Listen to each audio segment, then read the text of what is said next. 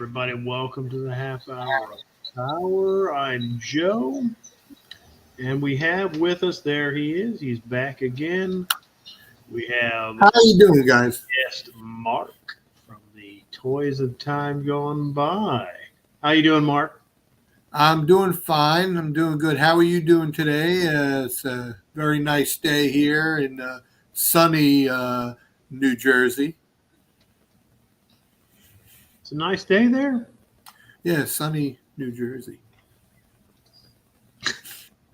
What do you mean? It's not a nice day there. No, it's raining. Hey, what do you got? Who is that? Oh my! It's That's Molten my Mountain, buddy. that Molten Mountain of Lust. Yeah, he's a Molten Mountain of Lust. My He's God, rolling look his at that back. muscle. Well, that beard. if you have him there with you, that must mean we're doing a horror show today. Oh my God, another horror show. Yeah, so last week we did the Batman lists. This week we're back to horror. All right, so this is a little different. Of course, we're going to talk about The Exorcist. Again? Yeah, well, Huh? What? well, it's a lot to talk about. Exorcist It is. is There is a lot to talk about. We did cover all the movies on the podcast. Mark was there for one, the actual Exorcist movie. And that was a good one. We covered all. Yeah, it was a good one. We covered all the movies and the two books, The Exorcist and the book Legion. So that was a lot of fun. But and I mentioned this a little bit in the podcast. As everybody knows by now, I mean, if you don't know, you're under a rock or you're just kind of casual about it. But I would assume anybody watching this already knows this, that The Exorcist is based on a true story. And a Screenrant article came out here recently, or it came across my feed recently, that talks about the true story. And most of the Screenrant articles we've talked about on the podcast and on this live stream have been just these terrible half-assed articles. This one is actually fairly decent. It's a fairly decent article. So I thought, you know what? Why don't we do one where there's a fairly decent article? It still lacks a little bit, but compared to all the other stuff that I've seen, Screenrant, that I've read, this one's actually pretty decent. Now, did you get a chance to read this one, Mark? Actually, I did. I did read it. The other day I did read it.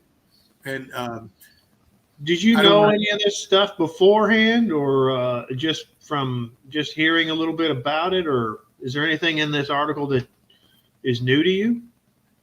Well, you know what? It's kind of strange in a way because I've dabbled in here and there with seeing certain little things about it, but there's a lot of things I didn't know about. Like you mentioned, we're going to go into it, but you mentioned before, but there's a lot of things I didn't personally know about it. The fact that, the way they made the movie, it was a girl, and then, it's actually based upon a little boy. I did not know that. Yeah. So should we bring the article up? Yes. I should. Okay. Yeah.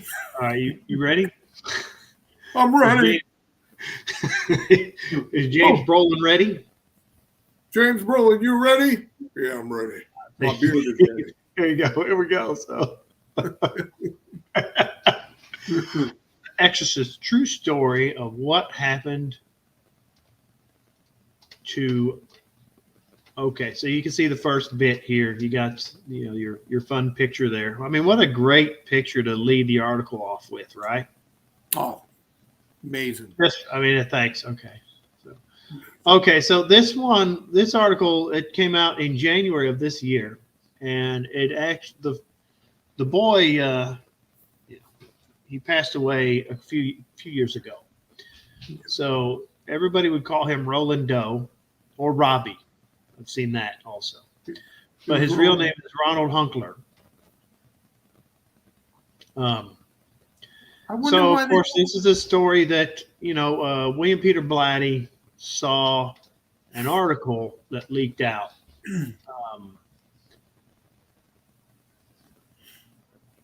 In 1949, right around that time.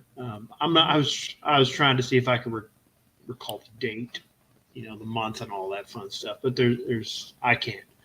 But anyway, he read that article and it stuck with him, and it didn't have everything there. I mean, it is what it is. Mm-hmm. So, of course, Mark already said it's not a girl, it's a boy. She's a little bit younger than Ronald was when it happened. So here we go over here. This is the house. Oh, wow. So that's the house, and that's not his family's house. That is his uncle's house. That is in St. Louis. Oh, wow. It happened there, huh? Yeah. So, there was none of the exorcism happened in Maryland. He's actually from Maryland. Nothing happened there, not in terms of exorcism. Little things started happening. Let's look at the article here a little bit. I just thought that'd be fun to do that, bring that part up. Okay, so the first part of the article goes over the book a little bit. William Peter Blatty. It goes over, you can see the Exorcist sequels and whatnot right here. And then it goes into Roland Doe's exorcism, true story explained, and there's the house all nicely lit up.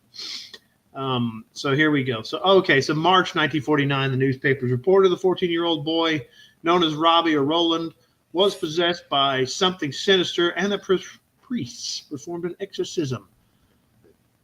The boy was raised in a German Lutheran family, was no stranger to paranormal things, and after asking for a Ouija board for his birthday, his Aunt Harriet gifted him one. She passed away, and the boy began to experience creepy, abnormal things around the house, rattlings in the walls, and strange noises. The Exorcist, one of the scariest movies of all time, recreates many of these events with great effect. Well, that part's true. I mean, The Exorcist still holds up today. It does. And I can't say this enough, but, that is the gold standard of possession movies. That is the movie that any movie about possession is judged against, rightly or wrongly. It's hard to fill those shoes. It's hard to fill those shoes. I don't know. They really did a outstanding job on that movie. Yeah. So let's it's go like a little bit. Movie. It's perfect. It is. Let's go a little bit here. So Roland's family contacted every expert, all leading to a dead end. After getting no answers, they finally received help from Father Albert Hughes, the family's local Catholic priest. Mm-hmm. And an exorcism was performed in February. The exorcism had to be stopped early because Roland ripped off a piece of mattress spring and threw it at the priest. A few days later, Roland started getting red scratches with marks spelling out the word Lewis. This alerted the family to go to St. Louis University, where he was introduced to Father Walter H. Halloran and Reverend William Bowdern, who performed an exorcism on Roland. Okay, so that article there, as far as I can tell right away, I'm not so sure that he asked his Aunt Harriet for the Ouija board, but maybe. Maybe it's hearsay. I don't know. So here is this article here in here. This is a terrible paragraph within this article. Just terrible. So they went to see, none of that is in there, but they did go to they were Lutherans, as they said in the top of the article. And what do? they go to their local Catholic priest. They did go to that guy, the Lutheran Schultz was his name. Reverend Schultz was his name. He sent him, he said, you need to go see the Catholics. The Catholics know about these things. Because he did stay the night there in the rectory with the Lutheran minister. Did you know any of that stuff? You didn't know any of that, did you? I didn't know. I mean, like I was reading through the article, and I really didn't know a lot of what was going on, the background there. I did not know about it, and the bits and pieces I did read and all that, I found out a lot about the background of what made the movie. And so let me ask you this here. Let me ask you this, Mark. So you read this little paragraph here. Does that seem like a reasonable little paragraph? That little paragraph there, it doesn't seem. I don't know. To me, it didn't seem so reasonable. You know what I mean? I mean, that's kind of I'm thinking about the question I just asked you. It's like, that's kind of unfair because if you don't really know anything about it, and I've been following this type of stuff for a long time, and that bit there, Father Hughes never did an exorcism on the family at all. I believe what he did was he came over and blessed the house, and that was about it. And here you go. So you get that. That didn't happen. It didn't. That never happened at all. They didn't spell out St. Louis, so the family didn't see the words Louis on Robbie and go, or Ronald. I can call him Ronald now.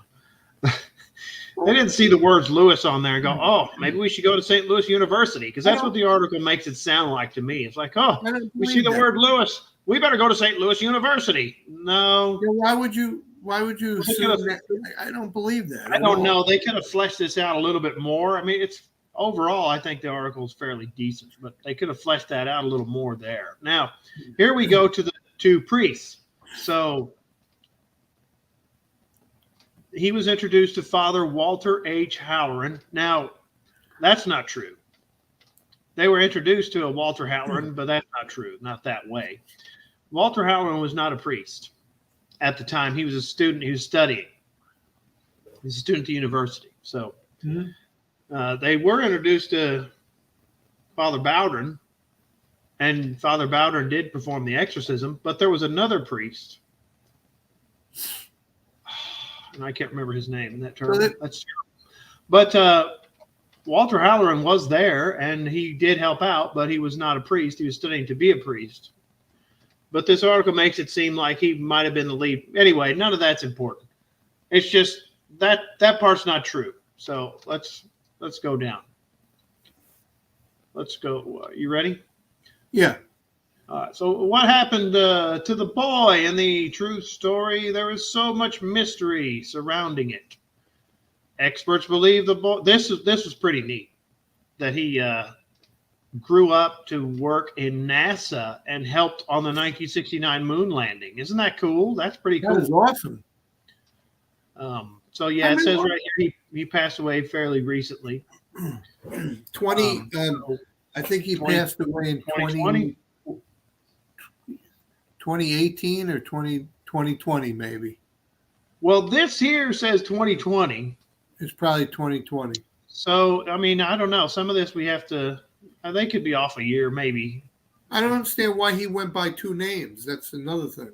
I don't. Well, because they wanted. So what happened was when Father Bowdern got permission, he wasn't allowed to talk about it. He wasn't supposed to talk about it.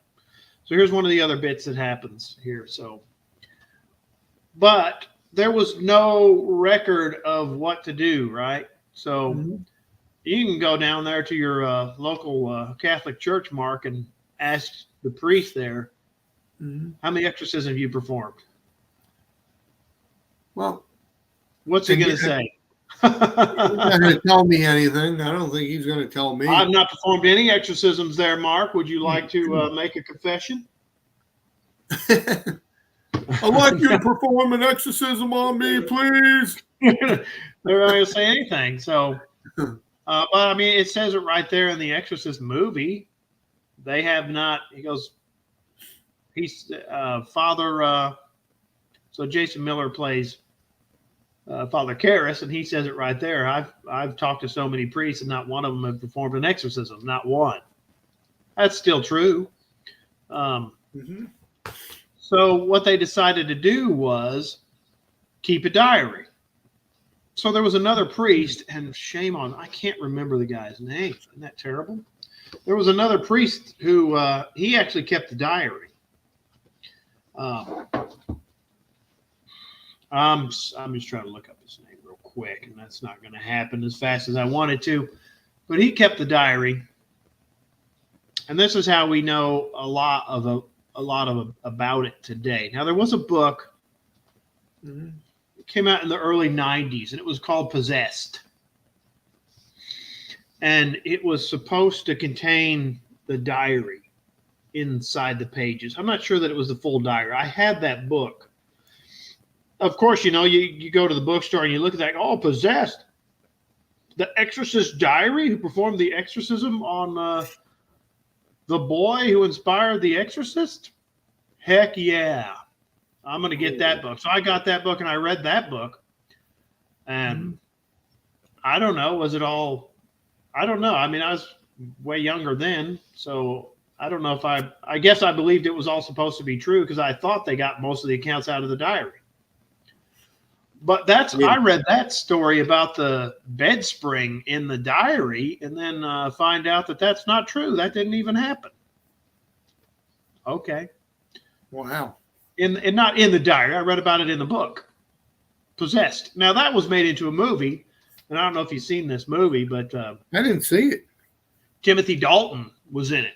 And it was called, I believe it was called Possessed also. It was like 1999. It was a Showtime movie. It was not, you know, it was a made-for-cable movie. It was not a theatrical release. But I've seen that once, and I didn't think it was very good. They didn't seem to put anything into it. It just was kind of blah. Why is it so hard to make a decent, like after the first movie, why is it so hard to make a decent sequel? You got me. I mean, this one was supposed to be just based straight up on the case and was going to be telling the case.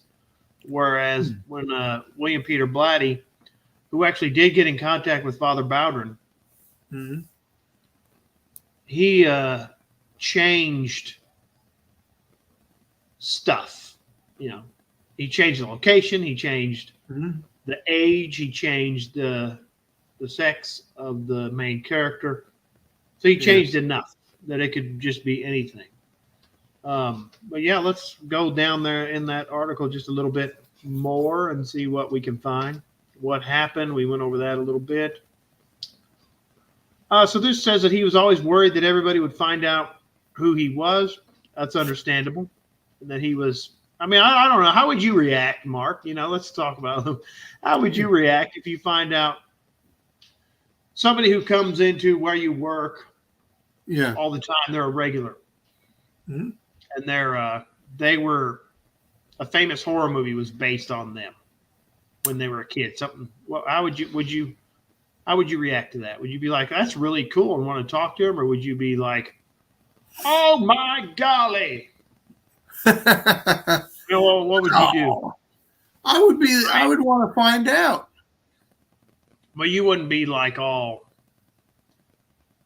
People are weird. Is what I'm saying. No, I wouldn't be. I can understand him not wanting people to know who he was. I get it.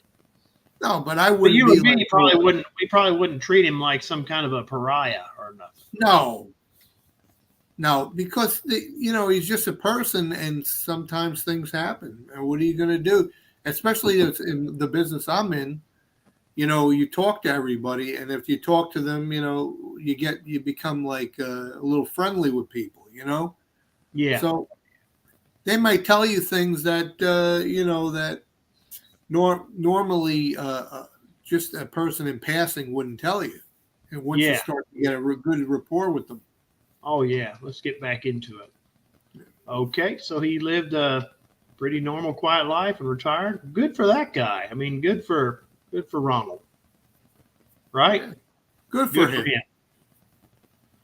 Um, Or roll. there you go. That's a good one right there. So maybe he's rolling in dough.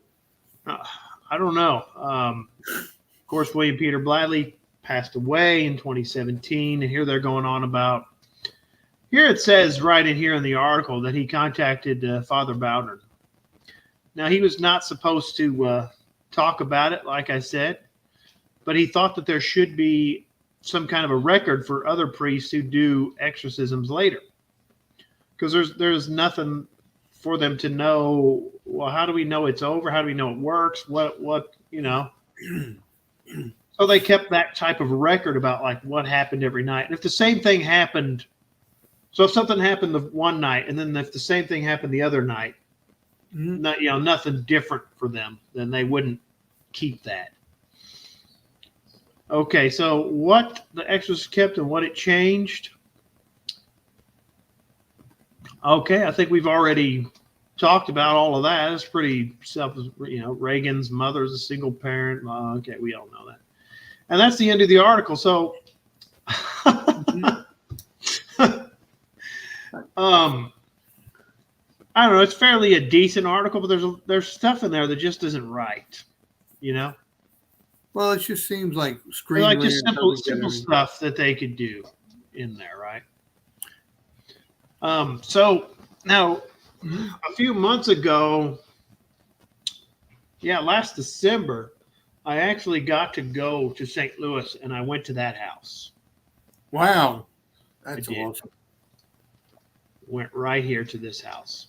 Now, were you able to go in, or you can't? No, I went to a talk on this exorcism that was being given in St. Louis. Not in St. Louis, in Alton, which is across the river from St. Louis.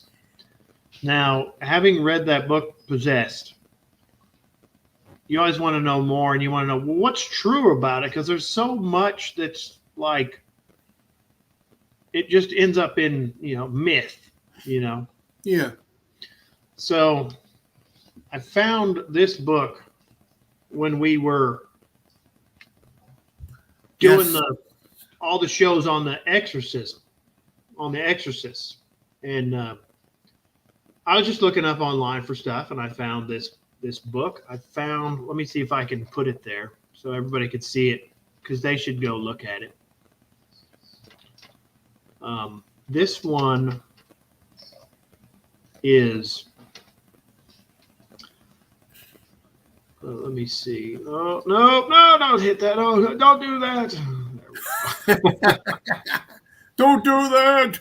I don't know. It keeps doing that. It won't let me. Listen to me. Let me change that.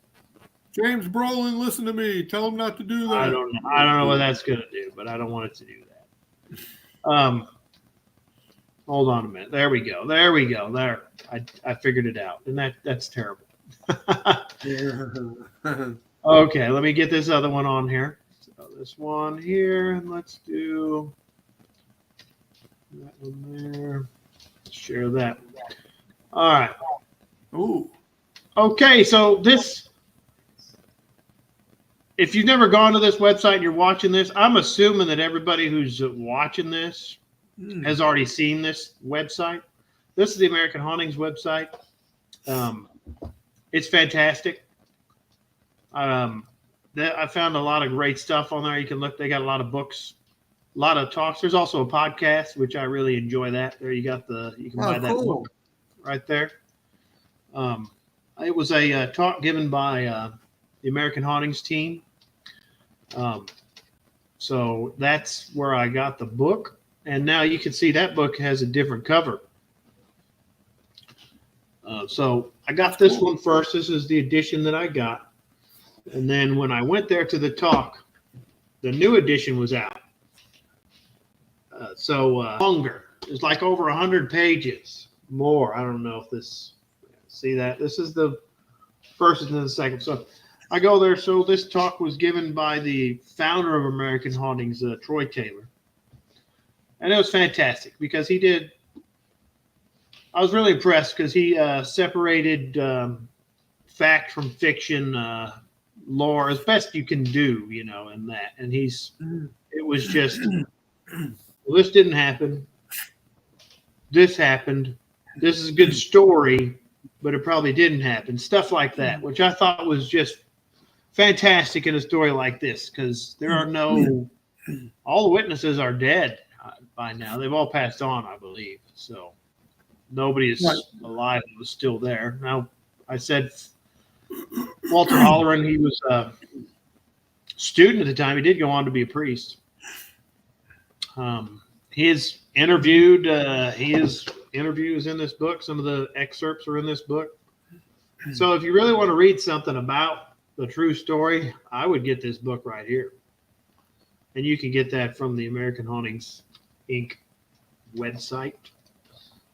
Right there. It's fantastic. You go there and get it. It's really nice because you get it from there. They're all signed. Oh, that's great. Act now. Go to that website. That's nice, yeah. But I mean, there's a lot of cool stuff on there. If you like history and you like ghosts, you like true crime from 100 years ago, it's fascinating. Very good stuff there. So that is what you should read if you want to know one of the best books about it that I've read. And I've looked at a few. But yeah, so now, Mark, well, what else? What haven't we covered? We covered that whole article. So, I mean, you can see that article is pretty short. It doesn't go into a lot. It doesn't go into, I mean, they did go to St. Louis. There were family in St. Louis. That's why they went there. They thought that maybe if he got away, maybe something would happen. So, you got to figure they traveled across country in 1949, which traveling across country isn't the same in 49 as it was today. It's easier today. It takes a lot more time then. And they did it by train. Yeah. So something happened. A lot of roads weren't completed either by that time. So, I mean, to me, whether or not you believe he was possessed, when you start looking into it, whether or not you believe he's possessed or not, whether or not you believe he faked it, something happened that made them travel across the country and hole up in St. Louis for quite a time. Now, I said I went to that house. Mm-hmm. I did. We went there. I just drove by. Somebody lives there. I didn't really feel right about getting out and walking around into somebody's house, because I know for me, if I lived, you got the Amityville house in your background. Those people get, people live in that house. They get, I don't know, is harassed, I guess is the term. Is that the right term? Yeah, they don't want to be bothered. They don't want to be bothered.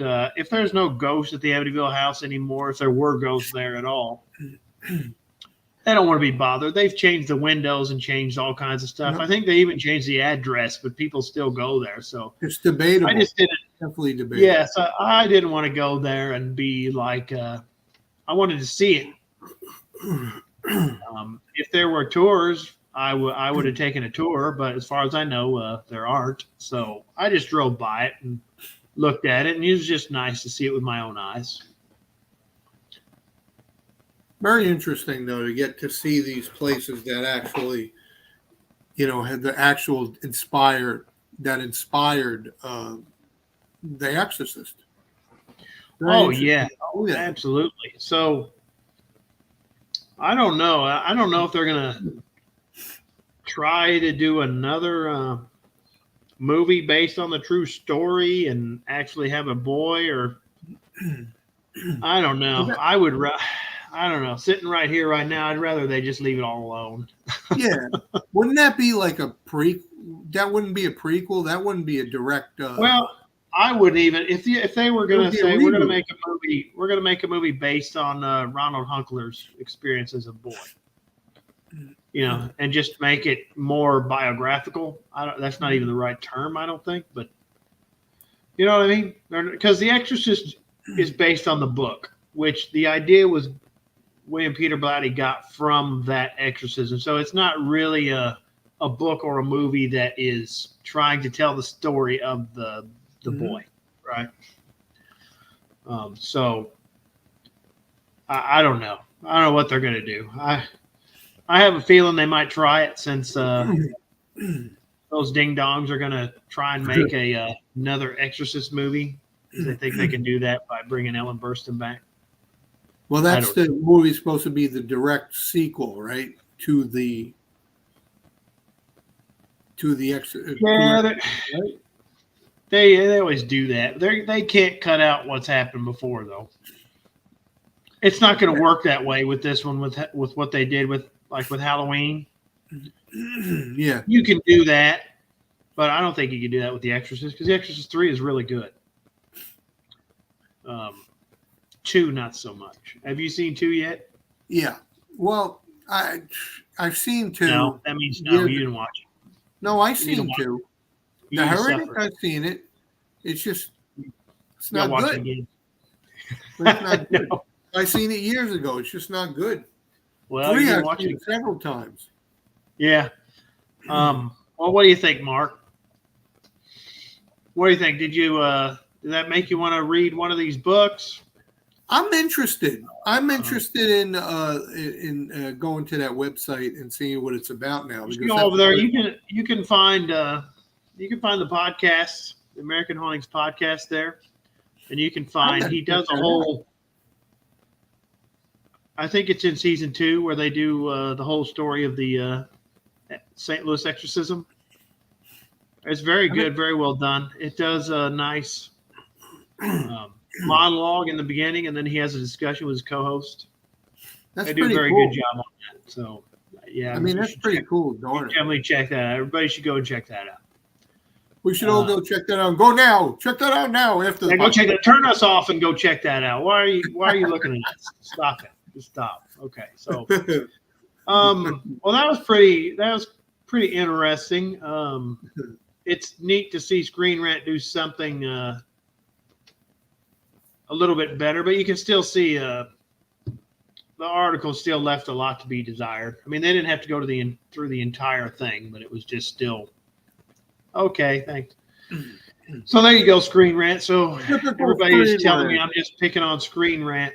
There was a fairly decent article from Screenrant, and who wrote that one? So that was Melissa Casano wrote that. Good job. Good job on that. Good job. Great. Well, interesting. So that was a good time. We will be back next week.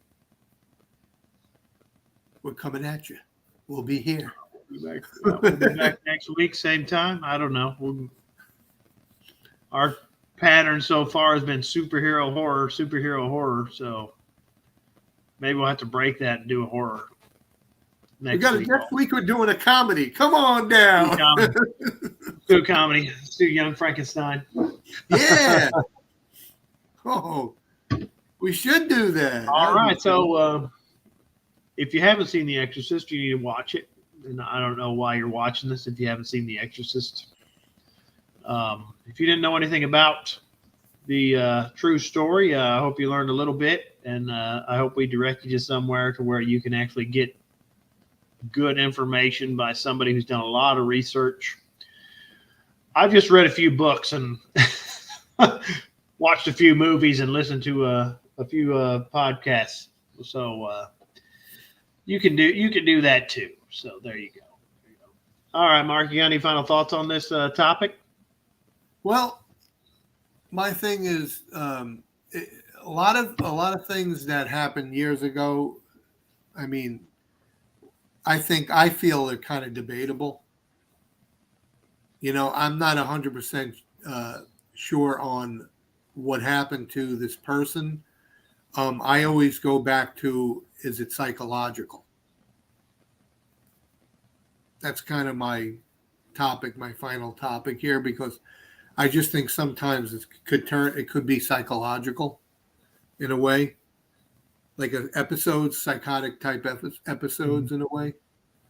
I don't know. It's a debate that, you know, it's a debate that people can have, if they're not like so sold on the idea of an actual possessed by a devil and all that, You know what is not debatable though?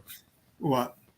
James Brolin is a Oh, sexy. he's never debatable. Look at him. So his hair is not debatable. No, I mean, so every horror movie we do, are you going to have James Brolin looking over your shoulder in the background? Look at him go. Look at that guy. Look at that sexy man. All right. Well, this was really fun. We had a lot of fun. So we'll see you next time. And go check out Mark. He is from the Toys of the Time Gone By. You can check out his podcast and his channel.